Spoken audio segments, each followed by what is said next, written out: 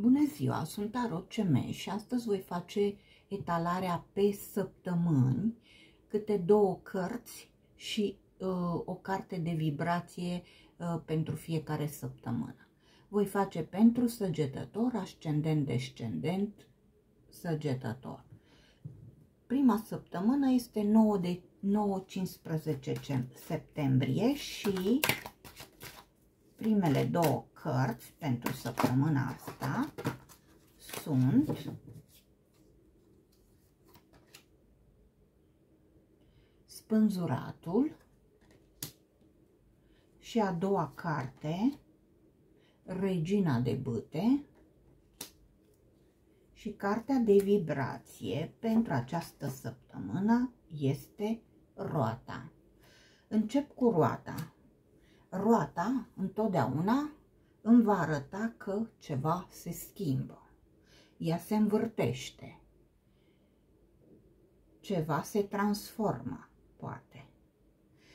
Spânzuratul îmi arată că ești într-o pauză și privești problema, dacă este vorba de o problemă, o privești din altă perspectivă.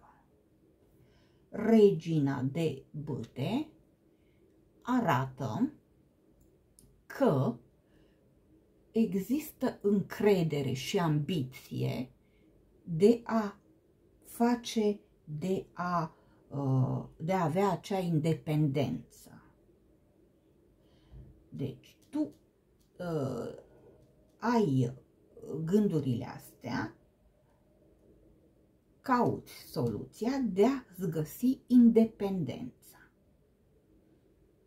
Și roata, această vibrație a roții, este că aceste gânduri ale tale, schimbarea se va face în funcție de ce tu vei alege să folosești, pe ce cale să urmezi.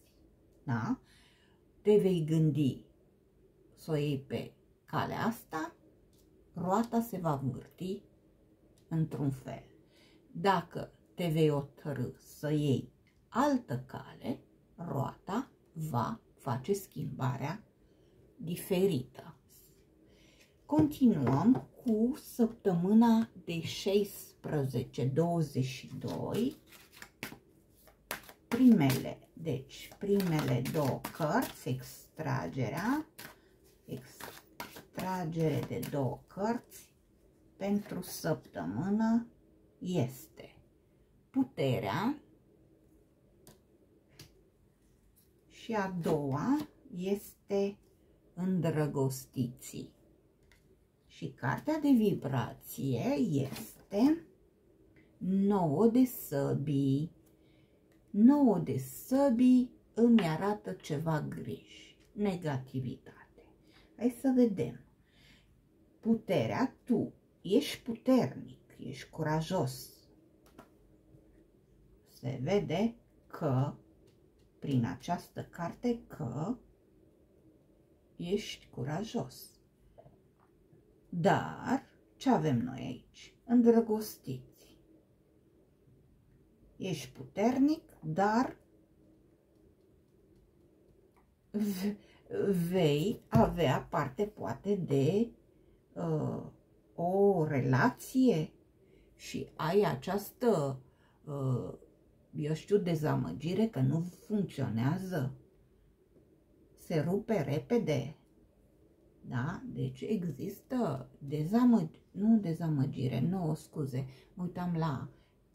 mă gândeam la 3 de săbii. Dar tot, e vorba de griji. Deci ai această grijă că relația nu funcționează.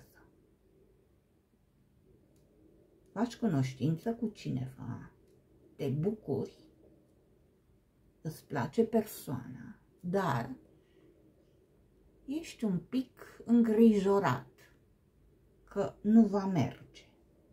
Dar tu te îmbărbătezi singur. Spui, nu, o să funcționeze. Îmi place așa de mult că clar că va funcționa. Haideți să vedem. Următoarea săptămână, 23-29, pentru această săptămână avem două cărți. Și avem Judecata și cealaltă, 9 de bâte. Și cartea de vibrație este 6 de monede. 6 de monede îmi arată un echilibru. Ești cumpătat. Tu judeci, faci această analiză. 9 de bâte îmi arată că tu te străduiești.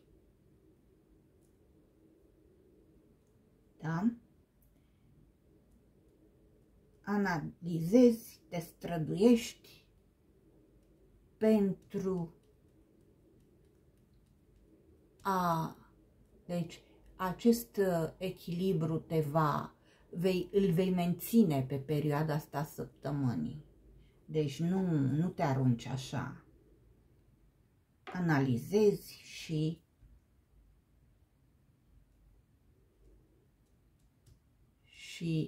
te străduiești. Continuăm cu 30 septembrie, 6 octombrie. Am nevoie de două cărți pentru această săptămână. Este 4 de monede,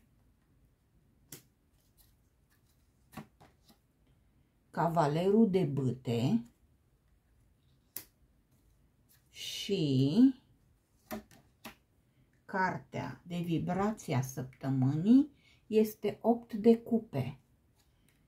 8 de cupe îmi arată că dezamăgire există acolo, dar vei trece peste, o vei depăși. Asta e o carte care transmite că vei depăși dezamăgirea. 4 de monede, există această concentrare pe bani, pe securitatea lor. Și Cavalerul de bâte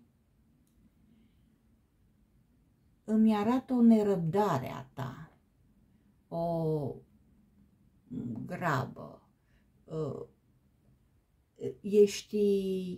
ai puține informații, ești cam nepregătit.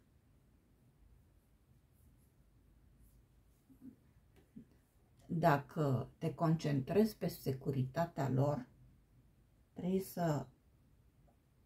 dacă faci, să zicem, plăți cu cardul pe online și ai niște griji să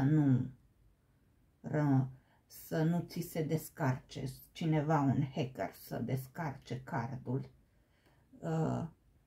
nu te grăbi, ia mai întâi informațiile dacă ești la început cu plățile online. Da? 8 de cupe, ai o dezamăgire, ai o îngrijorare pe tema asta, dar o vei depăși, vei găsi informațiile care îți va da siguranța plăților. Asta a fost cele 4 săptămâni pentru voi. Eu vă doresc numai bine și până pe data viitoare, pupici de la mine, pa, pa!